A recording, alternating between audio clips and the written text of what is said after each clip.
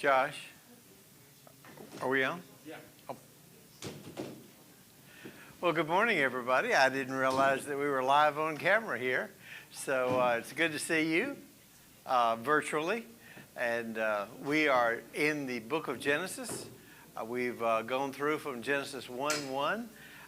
Now we are in chapter 25. Remember we said that that Genesis consists of a bunch of different kinds of stuff. It has history, the what happened when. It has genealogy, the begat section of Genesis. It has biography. In fact, we're kind of in the middle of biography right now. From chapter 12 on is the biography of Abraham and his family. We're now getting into Isaac. It has prophecy, talking about what will happen both for Abraham and for the nation Israel.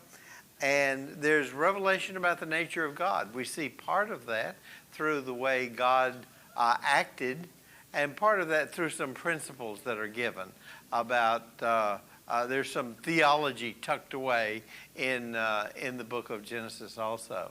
So we are right now in the middle of the historical / biographical section of Genesis. Remember, Abraham took Isaac up on the mountain for the test that was about to come as God tested Abraham's faith. After that, Isaac kind of drops off the scene, and we'll maybe look at some of the reasons for that. Sarah dies, and the last chapter we looked at was Abraham buying a cave, which would be it's a real estate transaction. If you read Genesis chapter 24, this is part of the historical section. It's just what happened when, and Abraham needed a place to bury Sarah, and so he bought a cave from some of the people who lived there. Remember, Abraham didn't own anything. He couldn't bury her on his land because even though he'd been there for decades, he didn't own anything. And when Sarah died, he didn't own anything. And when Isaac died, he didn't own anything. They never owned anything except for that one parcel of land, which was the cave where Abraham was buried. Later, Isaac was buried. When Jacob made his sons promise after he had gone down to Egypt with his son Joseph, he made him promise, "Take me back." When the Exodus occurred, they brought the body of Jacob back to be buried in that same cave. We'll get to all that stuff later on. But that's chapter 23.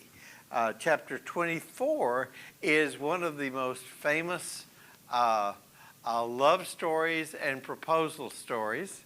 And I'm looking at the new bride here. You can't see, but the new bride Mila, who just got proposed to yesterday. Now I don't know whether you'll have to compare Mila and Carlos. You'll have to compare this story to yours, but it's certainly unique. He gave you a beautiful ring. He didn't give you a nose ring like Isaac did through his servant did for Rebekah. Well, we saw the beginning of this. So Isaac called Rebekah, get it right in a minute. Abraham calls his servant, his number one servant. And we're not sure who this is. At one point it was Eliezer of Damascus. Is this still the same one? I think it's kind of late for that to be that same servant, but it is a servant, a trusted number one leader of his household, makes him swear that he will carry out his instructions and that he will get a bride for Isaac from his own home country. And he makes him swear that number one, that he'll bring her back, but number two, that he won't let things devolve to the situation where Isaac ends up going back there. He says, whatever you do, even if they say no. And the reason he's saying this is because Abraham is an old man by this time. And he's not, I think it sounds like, if I'm not around, here's what you're to do. Actually, after all of this happened, Abraham was to get a second wind, marry another wife in his old age, and have children. But at this point, it's maybe near the end, he thinks. And so he says, whatever you do, don't let Isaac go back there, because this is the land. This is the promised land. This is the land that he has given to us. And so Abraham stayed. Isaac stayed. Isaac never left that land. And so he made that promise, and then he headed back to the land to get the bride. And Abraham is thinking right now not only to get a bride from that land, but also to get a bride from his family. Now, was the family to which Abraham sent his servant, were they believers? Really hard to tell. Remember Abraham, when God spoke to Abraham in Ur of the Chaldees, when he spoke to him and called him, Abraham was not a believer in Yahweh. Terah was not, his father. And so God called him out. God spoke to somebody in a different kind of culture. How about the family that he sent him back to? Probably not. Maybe there was some memory of Yahweh there from when Abram was there. They were certainly not a dedicated worshiper of Yahweh. We know that later on, when in a different story later on, we see Laban, and when Rachel, that gets another generation down, but when Rachel leaves, she steals a household idol from Laban. So we know that at least that there is idolatry going on. I think Abraham's main deal was that I do not want my son to marry a Canaanite. These were really bad folk, idolaters. They were under God's judgment, and Abraham was determined that the bride for Isaac should come from his own home country. Now, I've got here, if you can see this at home, I've got the basic family tree of Abraham, and I keep mentioning this, but it's really important because there's lots of names here, and unless you get the family tree down, you're never going to understand exactly what's happening. Remember, it all goes back to Seth, and then through Shem, and then Terah was the father of Abraham. Terah had three sons that we know about: Haran, Bethuel, and Abraham. Haran died, and that's the reason that Abraham ended up kind of saddled with his kid, Lot, who, when Abraham left, Lot sort of tagged along. And Lot was with Abraham there in the promised land until he decided he wanted to go elsewhere, and he ended up with Sodom and Gomorrah, and we know how that worked out. So Haran is out. Bethuel was left there. Terah died on the way. Terah left with Abraham, headed to the promised land. He died on the way. It's not like on the trip, but they stopped in Terah's hometown, and he ended up dying there. And so now it's Abraham and Sarah. Sarah is also a daughter of Terah, but through a different mother. So Abraham is Terah's son. Sarah is Terah's daughter, but not by the same woman that gave birth to Abraham. So now we have Bethuel, who's back in the land. He has two kids. He has Laban and Rebekah. Now, Abraham, of course, has Ishmael, who's not the seed child. And so Isaac is the son of the promise. Talked about that already. And so now it's time for Isaac to have a bride. And so Abraham wants that bride to come back from this land And so now they go back, and we don't know how much Abraham knew about what was going on, like how many kids were there in the land, how many had they had. There may have been very little contact at all. But that was his goal, was for him to go back and get a bride from his family. So he brings the he brings the servant and says, "Okay, you take care of this." Now, there's some other meaning in this that we'll kind of look at later, but let's look, if you will. We started already.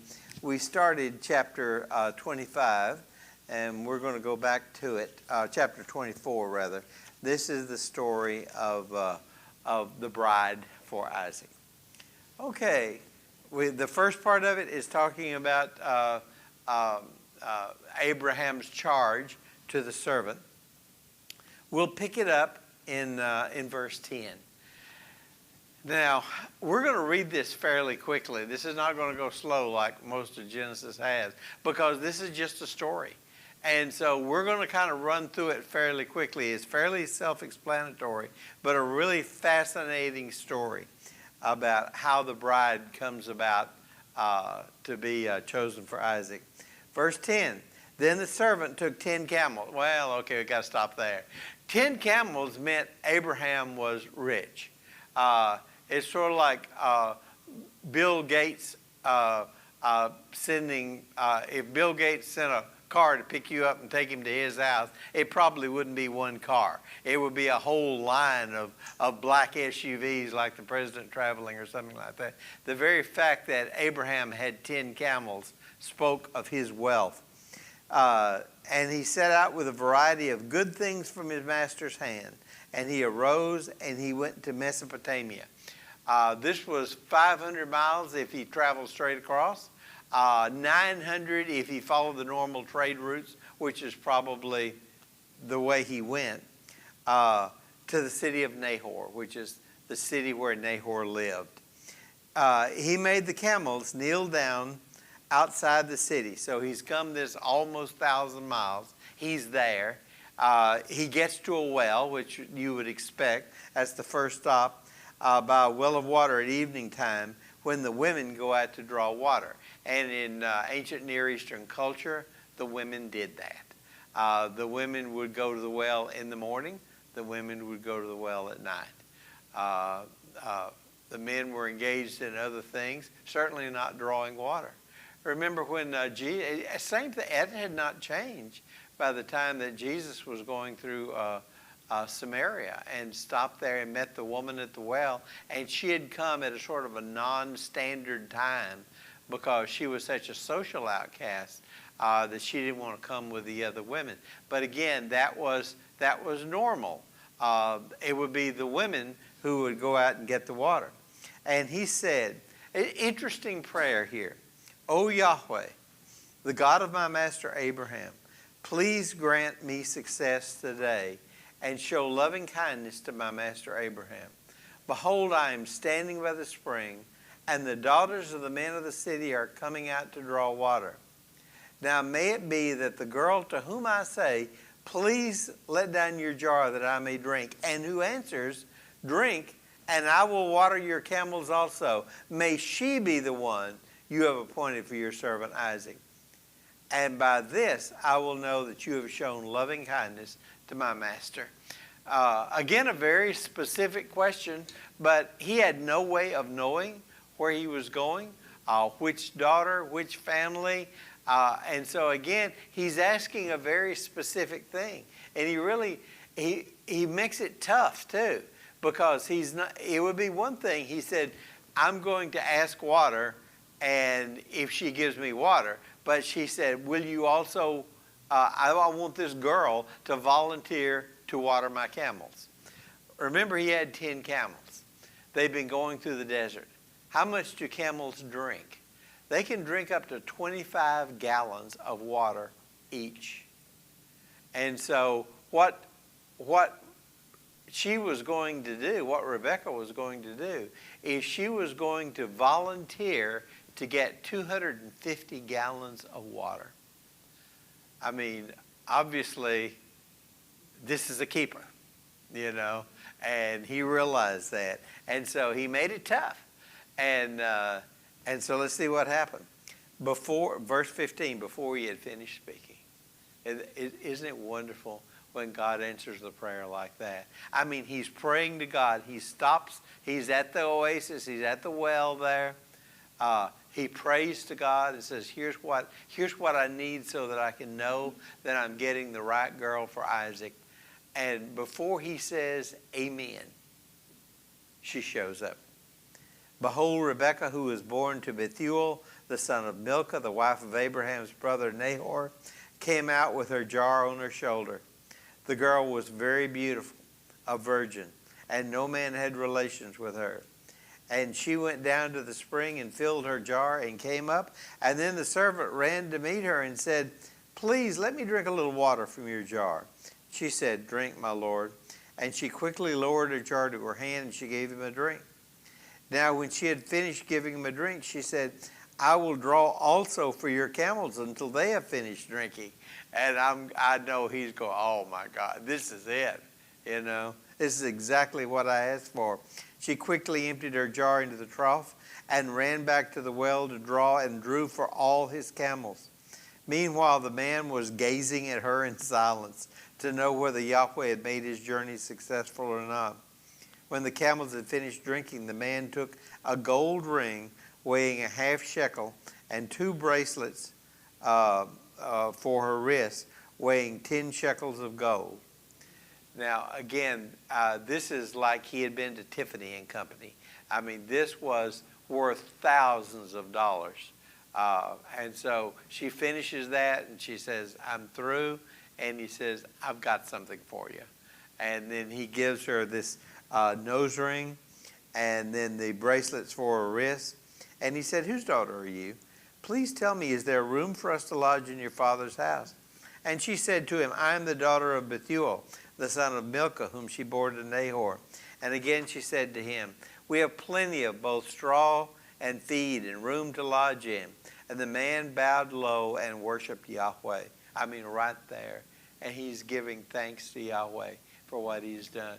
And, you know, as I was reading this, and this shows how God can take something that's a part of a story and he can apply that to you. And I thought, do I do that? When God has answered a prayer for me, do I stop and really thank him? Do I spend that time? Do I maybe give praise about that to someone else? Do I give testimony, which is really what he had done because he did this in public? You know, God had answered this prayer, and his first reaction before he went with her, his first reaction was to stop and thank God for what he had done. He said, verse 27, blessed be Yahweh, the God of my master Abraham, who has not forsaken his loving kindness and truth to my master. And as for me, Yahweh has guided me in the way to the house of my master's brother. God did this. Verse 28, the girl ran and told her mother's household about these things. Now Rebekah had a brother whose name was Laban. And Laban ran outside to the man at the spring. So Rebekah ran on back. Remember, he's got other servants with him. He's got 10 camels. And so it's going to take him for a minute to get back to where she is. She goes ahead, as you would, to say, hey, listen, I've just invited a bunch of people for supper, okay? And so she ran back, and her brother Laban was back at the house. And when he saw the verse 30, and when he saw the ring and the bracelets on his sister's wrist, and when he heard the words of Rebekah, his sister, saying, this is what the man said to me, he went to the man, and behold, he was standing by camels at the spring. You will learn a lot about Laban over the period of Genesis. One of the things that you'll find is that Laban was very materialistic. Laban was a negotiator. Laban was a fast talker. I mean, he's the type of guy you wouldn't want to run into at a selling used cars or anything like that. But I mean, Laban was sold when she came back and she showed him the jewelry, and Laban immediately was interested. So he runs down there, and so he sees this guy with all the servants and with 10 camels. He sees the line of black SUVs parked up. He sees all that, and Laban is now super interested in this guy. And he said, "Come in, blessed of Yahweh. Why do you stand outside since I prepared the house and a place for the camels?" So the man entered the house, and Laban unloaded the camels, and he gave, let's see what he brought. And he gave straw and feed to the camels, and water to wash the feet of the men who were with him. And when food was set before him to eat, he said, "I will not eat until I have told my business." A couple of things. Laban is, notice that the father in the family here is Bethuel. The one that's kind of doing the negotiating and the one that is the one that the servant is dealing with is Laban, not Bethuel. We know that Bethuel is alive, and we're going to see this in just a minute. He is alive and in the house. Maybe he is old and infirm. We don't know why we don't see him, why he's not taking this position. Or maybe he's just decided, that in matters of business and things like this, that even though he is alive, he has sort of delegated that to Laban. But whatever, even though the father was there, Laban is the interface. Laban is the one that he's going to be dealing with.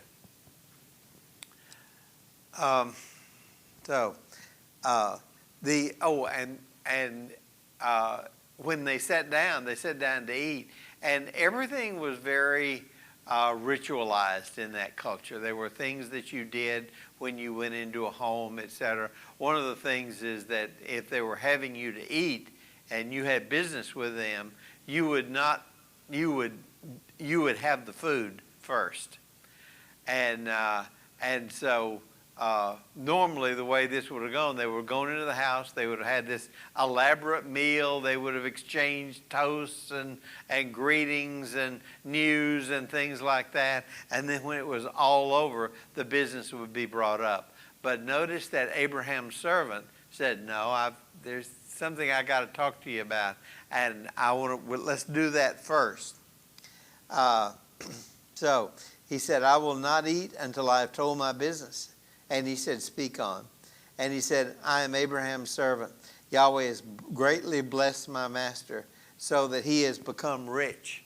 And Laban goes, "Oh, yeah." And so, already, as if he didn't already have his attention, he has it now. And remember, when we say Abraham is rich, he is the Bill Gates of his day. He is fabulously wealthy.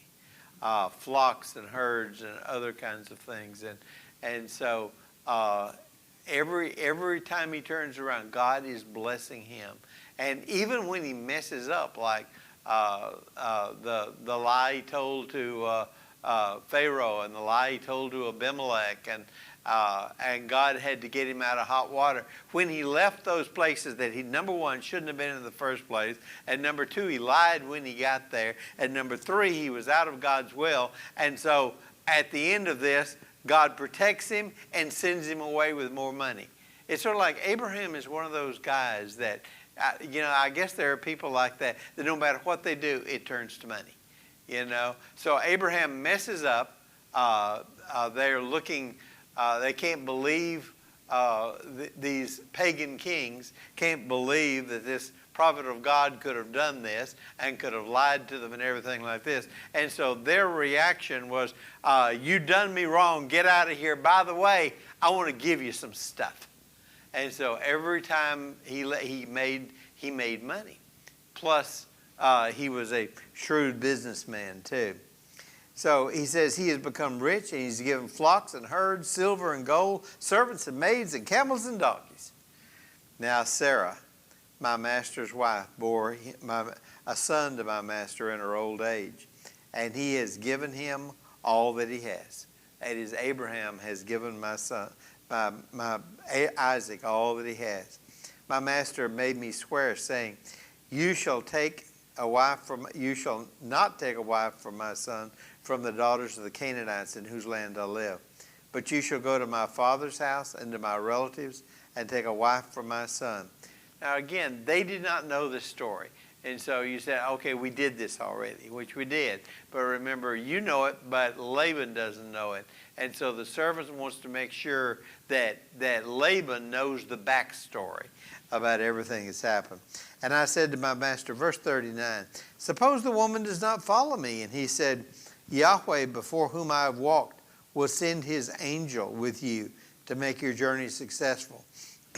And you will take a wife. By the way, that angel is something we don't talk about.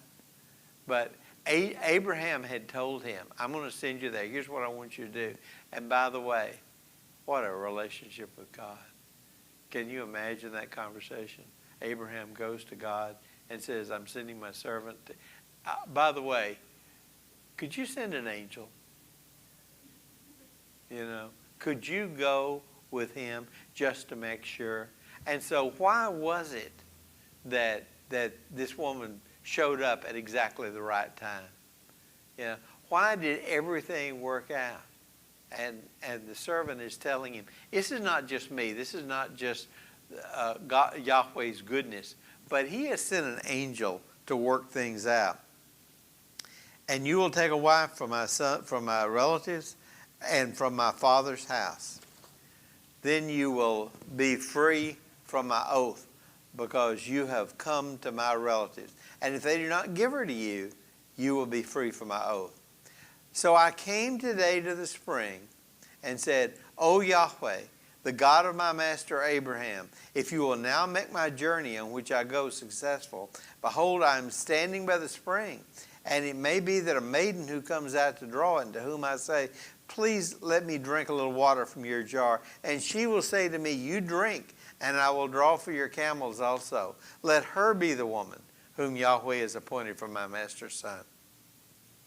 Before I had finished speaking in my heart, behold, Rebekah came out with a jar on her shoulder and went down to the spring and drew. And I said to her, please give me a drink. And she quickly lowered her jar from her shoulder and said, drink, and I will water your camels also. So I drank, and she watered the camels also. And then I asked her, whose daughter are you? And she said, the daughter of Bethuel, Nahor's son, whom Milcah bore to him. And I put a ring on her nose and bracelets on her wrists. And I bowed low and worshipped Yahweh and blessed Yahweh, the God of my master Abraham, who had guided me in the way to make the daughter of my master's, to take the daughter of my master's kinsman for his son. So now, if you are going to deal kindly and truly with my master, tell me. And if not, let me know, that I may turn to the right hand or the left. And then Laban and Bethuel. Notice the first time Bethuel has showed up. This is how we know that Bethuel is still alive. Then Laban and Bethuel replied, the matter comes from Yahweh, so we cannot speak to you, bad or good. Here is Rebekah before you. Take her and go, and let her be the wife of your master's son, just as Yahweh has spoken. When Abraham's servant heard these words, he bowed himself to the ground before Yahweh. And the servant brought out articles of silver and articles of gold and garments and gave them to Rebekah. He also gave precious things to her brother, all right, and her mother. And then he and the men who were with him ate and drank and spent the night. And they rose in the morning. He said, send me away to my master. But her brother and her mother said, let the girl stay with us for a few days. Say 10, and afterwards she may go. Now, this could have been a part of a negotiation on Laban's part. It's sort of like, you gave us all this stuff. Is there any more out there? Is there any more that we can expect? Should we hold on to you for a while? Or it could be, think about it from Rebekah's standpoint. She went down in the evening to get water for her family. She came back with a proposal. The next morning, it had not been 24 hours. So the next morning, about 12 hours after she first saw this guy, the guy is saying, let me take her away. And so he's wanting to pack up. And so literally the way he wants it is that 24 hours after I first met you, you're on the caravan with me back to the promised land.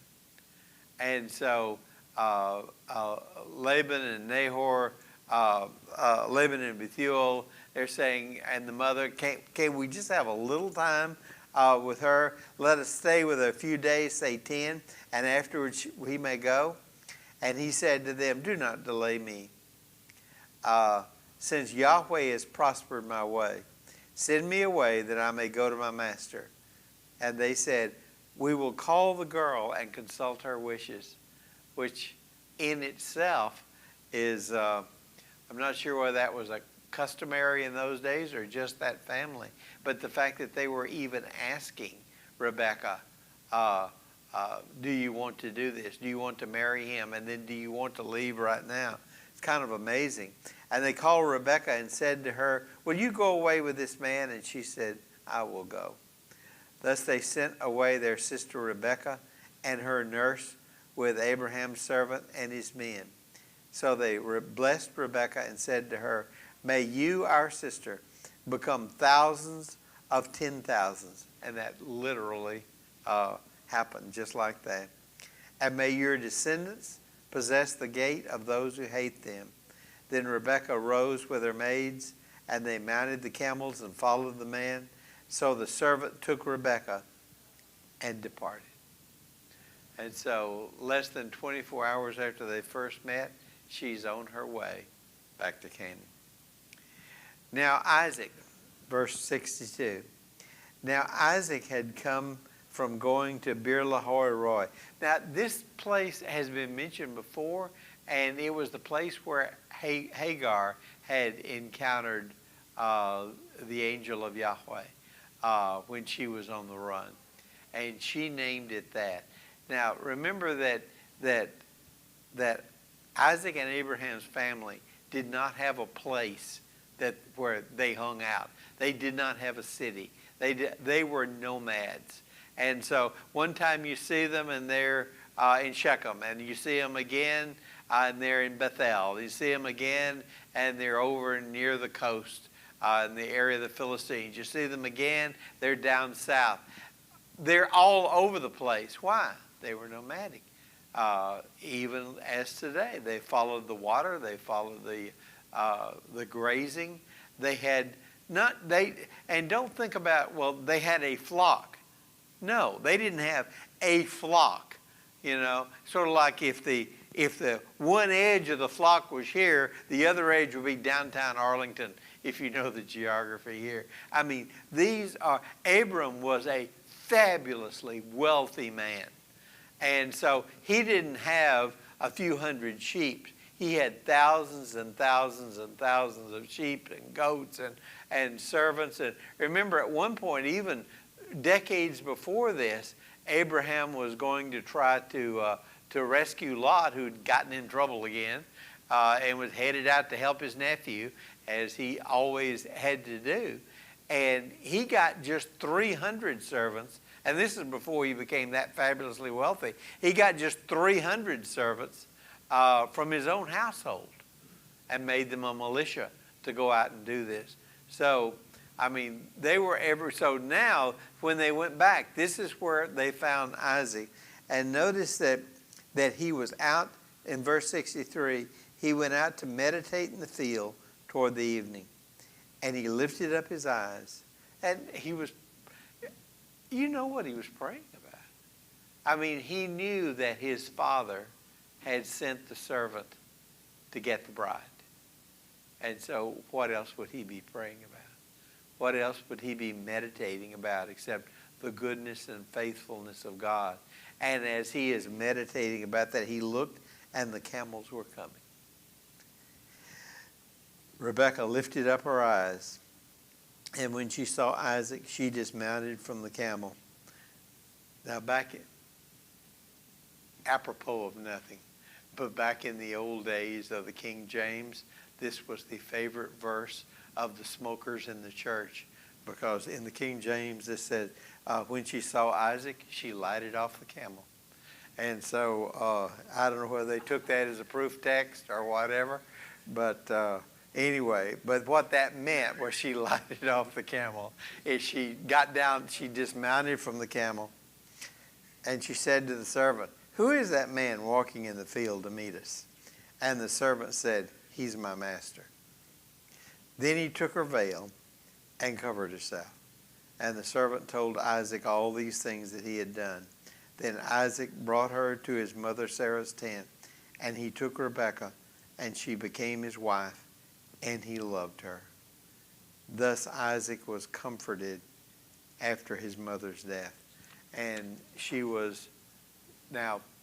Isaac was now 40 years old. Okay, this is history. This is a story to tell you how it worked out that Isaac got a bride from his father's household. It is a story to explain to you how prayer works in a lot of ways. We see this example. This is not the doctrine of prayer per se, but it is an example of an answered prayer. It is an example of the faithfulness of God. A lot of people see in this also some typology. And I will throw this out, and you can see this or not. And the story is true. Remember that all types in the New Testament, in the Old Testament, these are not just allegory. They're not real stories. They're just stories that God made up to teach a lesson. No, they're real stories. But what happens frequently in the New Testament is the writers go back and say, look at this story as an illustration, as a type, an illustration of what God is doing. Remember, we said that when Isaac went up on the mountain, that now we have the father who is taking the son to Mount Moriah to sacrifice his son. And there is a substitute given for him, that Isaac is in many ways a type of Christ because he went willingly to be sacrificed. He did not, he could have stopped it at any point. Abraham was an old man. He was in his 20s. If at any point he would have said, "No, I'm not going to lie down. I'm not going to let you bind me. I'm not going to let you slit my throat, let my blood drain out here on the altar. I'm not going to do that." He chose instead to go to the altar. And as such, he was a type of Christ. Well, after that, he disappears from the story. And now what happens is, if you follow the typology and say, Abraham in some of these stories is kind of representing God the Father. Now the Son stays with the Father. And what does the Father do? He sends a servant into a Gentile world to get a bride for his son. And so the servant, who is, some say, a type of the Holy Spirit, goes out to get this bride, to bring her. Now, even the fact that we don't know who the servant is, that's typical of the Holy Spirit, because Jesus said that when the Comforter comes, he will not speak of himself. He will always refer people back to me. And so when he went, he testified of Isaac. He told her, especially on the way back, he told her all about Isaac, what she was to expect and everything like that. The servant was not there for himself. The servant was there to do the will of the Father and bring the bride to the Son. And so this has been seen by a lot of people as sort of like teaching a lesson about how the Holy Spirit would work in getting a bride for the Son. It also shows the sovereignty of God, that God is in control of all of this. In fact, you can go through any of these chapters and look at them, and you can see how God is working everything out to accomplish his will. All right, chapter 25. Let's move on. This is the death of Abraham, and I don't know how far we'll get. We'll get a little way into this chapter, I think. Now, Abraham took another wife. Abraham was near death and everything earlier, but Abraham took another wife. Now, this is not a wife like Sarah.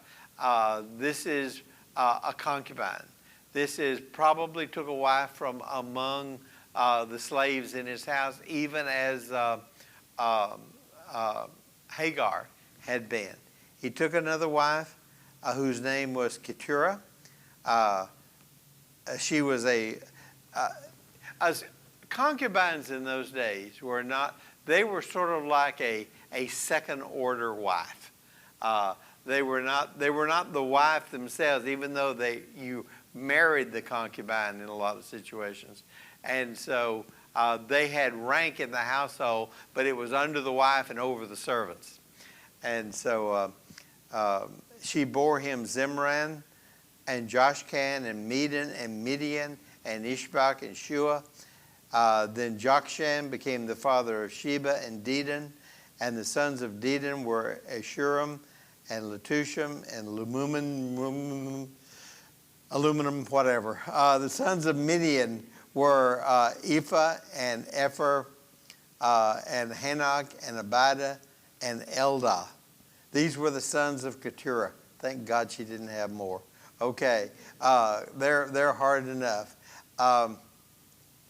Remember that God had promised Abraham a bunch of stuff. He said, I'm going to give you a son, and this son will carry the seed promise. And ultimately, all the world will be blessed. I'm going to make a great nation from your son, who will be the son of Sarah. But he also said, many nations will come from you. And we've already seen that with Ishmael. Ishmael was his son, but not the son of the promise, not the one through whom the seed line would come.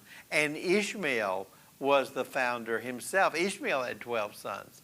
And the Arabic peoples descend from Ishmael. So there's a whole class of nations out there that descended from Ishmael. Now there's Keturah, and she has son. The one that you probably are familiar with is Midian. There in verse 2, the Midianites. In fact, Moses, when he went into the wilderness, married a woman who was a Midianite. And they were in the Arabian wilderness, which is where he fled to. And so he actually married, the wife of Moses was of a nation that descended from Abraham through Keturah. And so verse 5, now Abraham gave all that he had. So really all of these were going to be nations. So when you say Abraham is the father of many nations, and your descendants will be, go look at the sand. Can you count the kernels? No, you can't. You won't be able to count your kids either. You won't be able to count your descendants. Look at the stars of the sky. Can't number them either, can you? And what he's talking about is there's this favored nation, Israel, who will come from you, through whom the whole world will be blessed. But there will be lots of nations who will come from you. And right now, pretty much everyone in the Middle East is a descendant of Abraham in one way or another. So he said, now he's getting near the end of his life. And so he wants to make sure that there is no doubt about who has the birthright. And Isaac obviously does.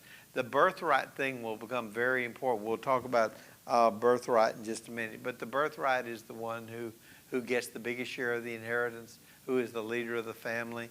And so what Abraham wants to do here is to clear the decks, to make sure that there's never any. He'd already done this with Ishmael and sent Ishmael away. And now he's got other sons. He's going to send them away too. He wants to make sure that there's no doubt who gets the inheritance. There's no doubt who is the main descendant of Abraham. So he gave all that he had to Isaac. He went ahead and gave him a lot at that point. But to the sons of the concubines, Abram gave gifts while he was still living and sent them away from his son Isaac eastward to the land of the east. Frequently in the Bible, going to the east indicates a separation from God. A lot of things, good things come from the east, but when you see somebody moving to the east in Scripture, frequently it means they're moving out of God's will or moving away from God. Just make a mental note of that and then notice how that works out. But he said he sent them eastward. Really, he sent them east of, remember that the basic map there, he's sending them into the land there, which would be south of southeast of where he's living, and into Arabia especially. These are the years of Abraham's life which he lived, 175 years. And Abraham breathed his last and died in a ripe old age, an old man and satisfied with life, and he was gathered to his people. Isn't that beautiful? He lived 175 years, and he was an old man and satisfied with life. And I think any of us who are old enough to get our COVID shots, old enough for, to be able to tell that the end is just over the horizon, would want to say, I'm satisfied with life. Look at that as compared with like Solomon, who also lived to be an old age for his time. And when Solomon looked back at his life, he could not say that. In fact, he had so many regrets. I mean, Frank Sinatra said, regrets, I've had a few. Solomon said, regrets, I've had a great many. But look at Abraham in his life, who was rich like Solomon, a ruler like Solomon. But when he looks back on his life, he was an old man and satisfied with life, and he was gathered to his people. Then his sons Isaac and Ishmael. And I think this is fascinating here. Obviously, there was some contact between Isaac and Ishmael, even though Ishmael had left. And Isaac let Ishmael know that the father was dead. And so Ishmael came back. And Isaac and Ishmael buried him in the cave of Machpelah, in the field of Ephron, the son of Zohar the Hittite, facing Mamre. And the field to which Abraham purchased from the sons of Heth, there Abraham was buried with Sarah his wife. And it came about after the death of Abraham that God blessed his son Isaac. And Isaac lived by Beer Lahai Roi, period. And so there we see, now we've gone all the way through to the death of Abraham, and the focus now turns to Isaac. And so we'll get a little bit into this, I think. These are the generations of Ishmael, Abraham's son. And so this is a list of Ishmael's descendants. You can read through this, the sons of Israel, their names, their villages, their camps. It said in verse 16, 12 princes according to their tribes. These are the years of the life. Verse 17, the life of Ishmael, 137 years, and he breathed his last and died and was gathered to his people. And they settled from Havilah to Shur, which is east of Egypt, as one goes toward Assyria. He settled in defiance of all his relatives. This is something that, if you look back at Genesis chapter 16, verse 12, this is a prophecy about Ishmael. Now remember when Hagar is on the run herself, and God appears to her and says, don't worry, you're going to be okay. I'm going to bless your son. He will be the head of a nation. But it says in verse 12, 16:12, he will be a wild donkey of a man, and his hand will be against everyone, and everyone's hand will be against him, and he will live to the east of his brothers. And look, compare that with verse 18 here. And he settled in defiance of all his relatives. He was a warlike individual, the kind of people, I guess, that no one could get along with. And he was always in conflict with the other tribes and nations around him, including those that had descended from him, etc. So that's kind of like the end of the life of Ishmael. And let's go ahead on verse 19.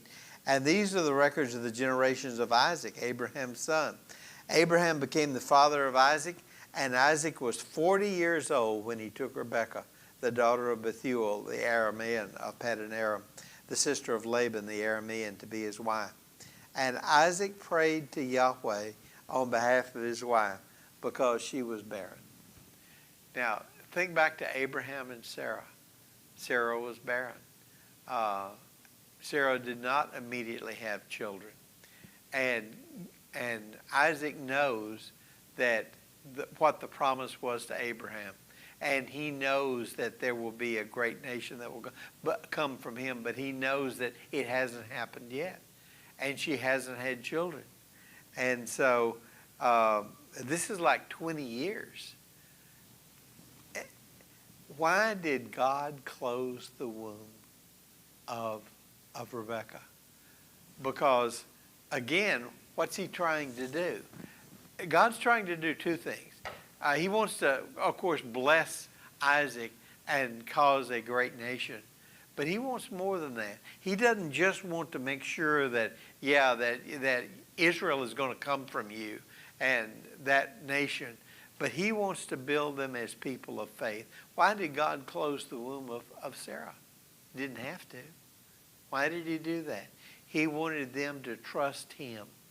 Because remember, how does God build faith? If God is building faith in you, the only way, there's two ways that God builds faith. Number one, he will show you some truth from his word. He will teach you something. And then number two, he'll put you in a situation where you have to apply it. It is almost legendary in the church that you don't pray for patience because you know what will happen. You know, if you pray for, the only way that God can build patience in you is not by sending you a bunch of information about patience, although that is the beginning. You know, it's nice to know how God works. It's nice to know that God's in control. I mean, the sovereignty of God helps to build patience. The love of God helps to build patience. But ultimately, the only way he can do that or build faith is to put you in a situation where you have to exercise it. And if you have what you need, there's no need for faith. And so what he does is he says, I'm going to make a great nation of you, but you don't have any children. Now what are you going to do? Are you going to trust me in this? You know, and it's really neat, like you read about great men of faith like George Mueller, the great British pastor who was known for the work he did with the orphans in Britain in the 1900s.